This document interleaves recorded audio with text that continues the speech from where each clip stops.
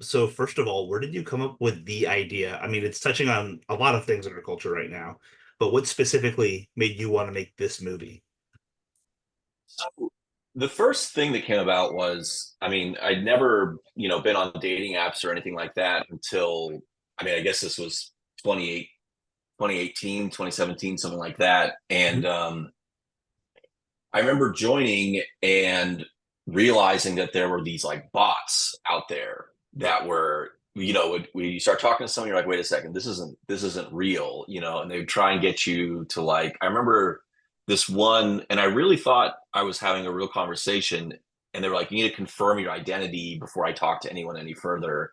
And I remember thinking, oh, it kind of makes sense. It's online dating, you don't know people. And then within about 1 second, it was like, wait, no, this is like a phishing tool just trying to steal all my data.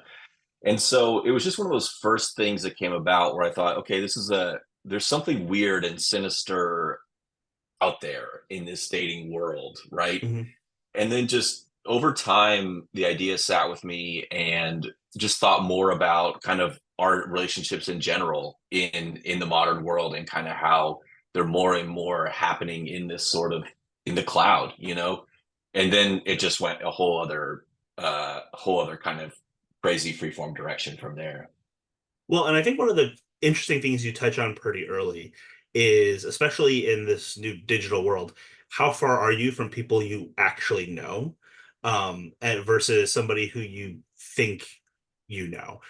There's just a lot of interesting things you play with the relationships. Was there anybody, or were there any characters in particular that you thought really felt like they were pulled from real life, or was it all trying to create just dramatic tension? No, definitely. I mean, in a way, probably all the characters come from real life, in a Mhm. sense. And it was very much like a movie written, just kind of written during COVID when we were interacting with people more. We were kind of more isolated and we're on FaceTimes and things like that. And just sort of the things, it was really one of those things where it, things from the world and things from life just kind of sort of started to funnel into the script and into just ideas I was having about society or the way things were going, and kind of like it's sort of like a again like a funnel where all this Yes. stuff kind of heightens down into the genre elements, Mhm. and becomes kind of a point of what those things are. Hopefully, I'm Mhm. not being too vague at this point, but Yeah, no, but yeah, it I know was what you definitely, mean. yeah, a lot of things were coming in from life, like for sure. And there's definitely aspects of Eddie and friends that I grew up with, and you sort of love them, but you are also like, oh, you can't be like that anymore. Like you have to Right. grow up, you have to be better. But yeah, there's definitely a lot in there. Well, and you mentioned, it's from this era where we're using FaceTime, we're using these digital technologies more. One of the things I found very interesting about how you shoot the movie is that we jump back and forth between traditional, cameras in the room with actors performing, and then simultaneously we have the screen, where we're seeing a lot of stuff play out. We're seeing characters on Skype and chats going off and all of that working at once. How do you go about integrating both of those aspects simultaneously? Yeah, it was always a big part early on was Mhm.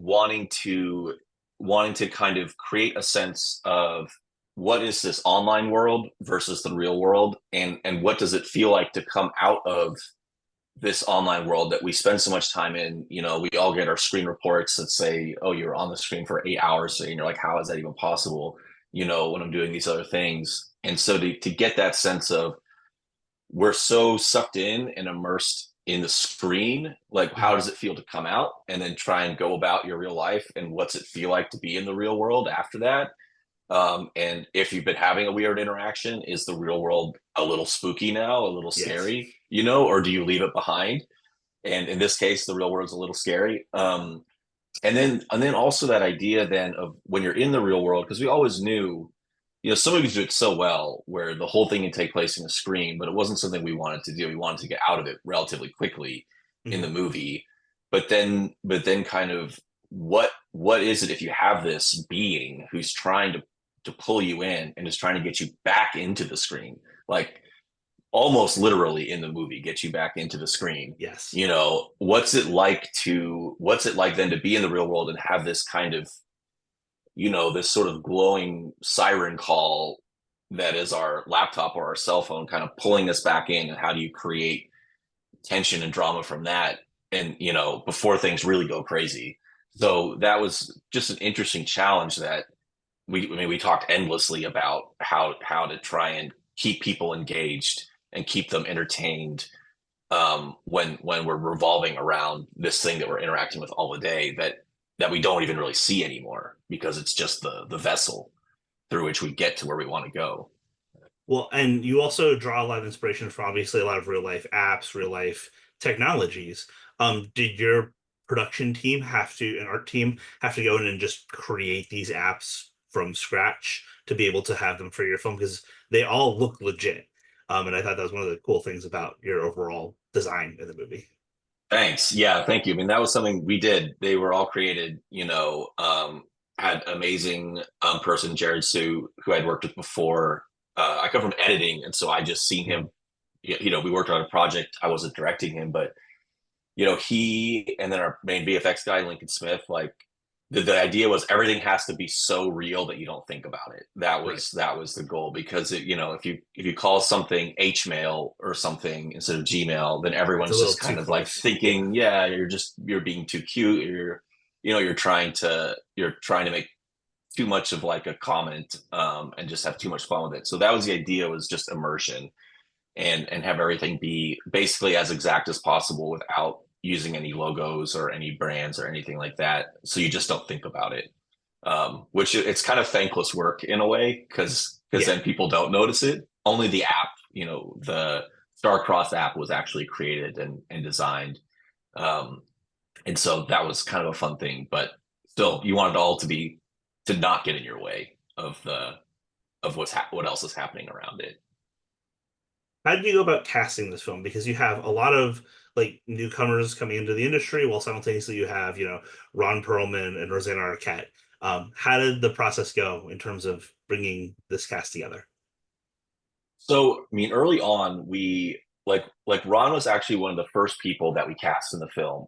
As strange as that is, although you know, kind of like any indie, like it is like a big good part that's like throughout the entire movie, but Yeah. also something that was manageable for us to shoot. You know, for someone who's more experienced and kind of have that kind of cool, twisty, bigger, you don't know who he is part to be someone like Ron.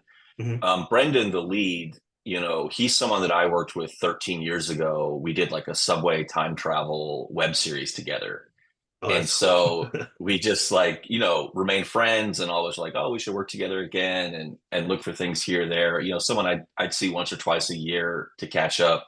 Hmm. And Chris was a part where, hopefully I'm not getting too in the weeds, but you know, Chris was a part where when people read it, people go, oh, he's so unlikable, you know, because he is this guy you know, we kind of know you should be just trying to figure things out with your wife, even if you're maybe in a gray area or separate, you know, like you shouldn't be dabbling in this online dating world. You shouldn't be doing this, even though we see his reservations and we see that he's kind of not, doesn't want to jump in with both feet.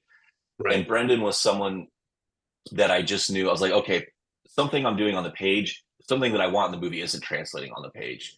But Hmm. someone like Brendan is someone who would kind of give him a lot of empathy and make you kind of want to make sure he's okay, even if Hmm. you're constantly like, dude, don't do that, you know. Yeah. And so yeah, Brendan was on really early as well. And we had two casting directors throughout the course, Brandon Rodriguez, and Elizabeth Barnes. And it was like some people were on for so long where it's like we had them cast and we really wanted them, but the movie was not ready to go yet, or something would delay it. And then Yeah. it's like a few like months and months and months later, we're bringing them back. And then Rachel, you know, we had someone drop out. I was already in Montana. We shot in Montana, and we had someone who dropped out. Um, and Rachel was kind of someone who came in last minute and just was perfect. You know, just became like absolutely perfect to play Adra. And that was like really exciting to see that role kind of grow and blossom. Um, Yeah, And you would Olivia the never have life, known yeah, that she was a last minute cast or jumping in for yeah. somebody because it feels like it was written for her. It the thing is like it could have been written for her because she just really is probably the most perfect person to play it. And we just had to do like a little audition and rehearsal kind of thing and some improv over Zoom, like her, Mhm. Brendan, and me, and just kind of go, okay, let's do this. And her first day on set, was I think probably one of the hardest scenes, which is kind of the main big long seduction scene. Yeah. And that was something where so many layers and had to line up and work, and yeah, she was just amazing. Well, and one of the other things that I found really unique about Succubus is that even though it's a technology-based film and, very much a relationship drama, when it turns to full-blown horror, you have some of the craziest body horror shots I've seen all year. Um, Great. Kind of tell me about the process of creating these effects because they mostly appear practical. Yeah. So that was a big goal, was we wanted as much practical stuff as we could. And yeah, everything that's concrete that's there that you can see is practical. And we had great VFX people. Tate Steinsnick, he did like made all the stuff, Yeah. that you Mhm. actually see in the movie. And it's funny because in the trailer you don't see any of it. It's all kind of, so I don't really want to necessarily spoil things, Right. but there's a goat baby, there's a lot of Yes. weird things that are happening in this movie. And so all of that stuff is practical, and it was Mhm. like enhanced sometimes with VFX too. Sure. So and honestly, that happened really right at the end, and so we were like staying with the practical all the way, and then it was like, oh wait, this extra layer just got it. It makes it so good. Mhm. But yeah, that was kind of the thing, was we wanted it to have this one. I mean, not that there's just one, but especially one big kind of insane kill that you've never really seen before. And Yeah, I would agree with that. Yes. yeah, and it was pretty wild on set putting it all together, and just crazy to actually see it. And a lot of this time you only really have one shot with this stuff because skin has to actually rip and things like that. And so it's nerve-wracking, but everyone pulled it off. Well, were there any horror films in particular you were trying to achieve a similar vibe to, or took as inspiration for those sequences? Because they feel familiar, but are also, I mean, as somebody who watches a lot of horror, I haven't seen several of those effects ever before, which is very cool to see. Amazing. I mean, thanks for saying Yeah. that. Yeah, I mean, like, in a way, this movie has like there's definitely like obviously like a lot of David Cronenberg in the movie, Yes. but it's such a different tone than his Hmm. stuff, Hmm. and so I kind of would try and think of it as like David Cronenberg, but in a way it's like by way of Sam Raimi or by way of like I can see that. Tarantino or something like that. And so definitely we're kind of looking like at the actual images, looking at things like Hellraiser, and looking at things like Hmm. all of all of David Lynch, but especially, or not David Lynch, David Cronenberg, Cronenberg. yeah. Um, but especially Videodrome was a big inspiration, just in terms of like iconic imagery. Hmm. Even though and sort of tone, or not tone, but sort of themes, but really not tone at all. And I think that was kind of what that sort of flavor we were trying to get at, where you're not maybe expecting or feeling like you're going to get something as grotesque or violent as you get in the movie, or maybe you are, or maybe you're waiting for it, but it's not like present throughout the entire movie. Yeah, no, I think it does sneak up on you, and yeah, it was one of the real pleasant surprises of the movie for me, for sure. So obviously this project is about to come out. Do you already have your next horror or any projects lined up? And if so, want to give us some feed or some insight to what you're doing in the future?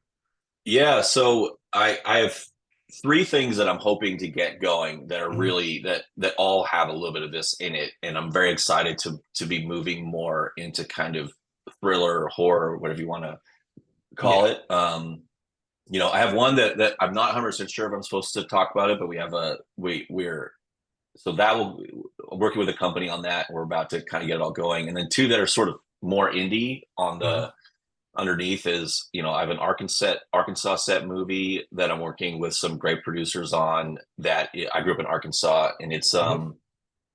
it's a little bit like Silence of the Lambs in a small town, in Okay. like a small town police station, where a small town rookie cop believes he might actually have caught someone who is the devil or possessed by the devil, Oh, that sounds and fun. Yeah.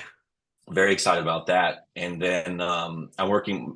The first two movies I worked with Matthew Modine, and he's a dear Hmm. friend, and we're working on a western that we've got a draft of, and it's very much becomes man versus nature in a way that has like a body horror element Oh, to the that's extent cool. of where it goes and how physically grueling the situation becomes, kind of on an Oregon Trail gone wrong kind of situation. Oh, that So sounds really up my alley. So I'll be sure to yeah, check out for that one too. yeah. So we're really excited, and I'm so glad with this movie. Like I got to kind of jump in fully with all that stuff and get to work Hmm. in practical effects and get to understand all this stuff so much better than I ever have, and work with great people because it just gave me so much knowledge too for the future. Um, but yeah, this is a very near and dear movie to me, and I, I'm just excited to see what how people interpret it because it's been so just in my head uh, for these last couple of years, and now it'll be out into the world, and so yeah, it'll be exciting. Well, hey, congratulations. Succubus is very fun. Lately, it was a lot of fun. So, Right. thank you so much for sending me the movie. And, I hope you guys have great luck because I think this one could really find a nice cult following very soon. So, Awesome. yeah, thank you very much for your time, Daniel. I really Thank appreciate you it. very much.